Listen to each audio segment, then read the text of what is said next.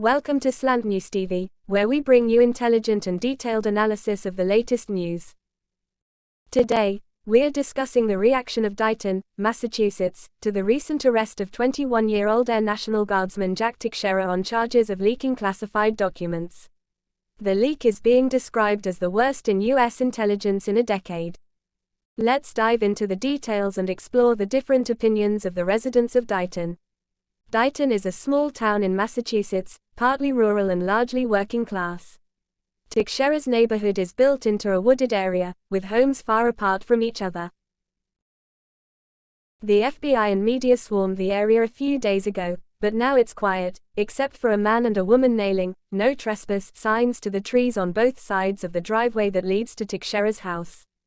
The residents of Dighton have mixed reactions to the news. Ray Simmons, an elderly man living a few doors down, had trouble getting home the day of the arrest because of the roadblock. He does not know Teixeira personally but is reserving judgment on the case. The leaking, apparently, is obvious, but to what extent, you don't know, he tells a reporter. I'm not going to condemn ahead of time. However, Gary Best, a patron of a popular diner a few miles away, believes that Teixeira was unpatriotic. Oh, definitely, he says, then pauses. It was bad judgment. He's a kid who didn't think about what he was doing, the consequences or what it means to this country. One woman, who didn't want to be named, called Teixeira a smart idiot for using his brains in this way. She says that everyone in the town is shocked by the news. However, Daniel Barone, who is 1 year older than Teixeira, says that the incident has put Dighton on the national and international map. This town is never known for anything, his mother Kim agrees.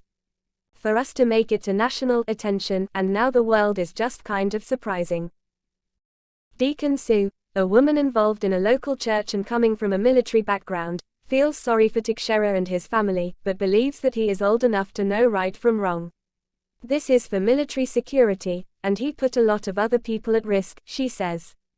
Among the bikers gathered at a nearby motorcycle dealership, there is little sympathy for Teixeira.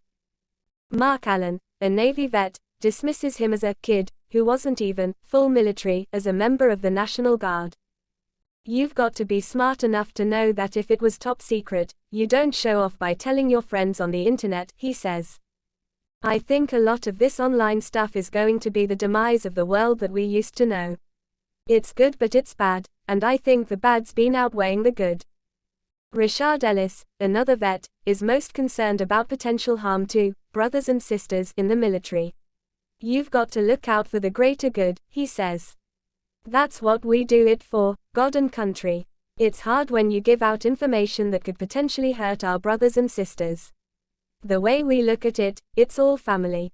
That's all for today's news analysis on SlantNewsTV. We hope you found this informative and thought-provoking. The reaction of Dighton, Massachusetts to Jack Teixeira's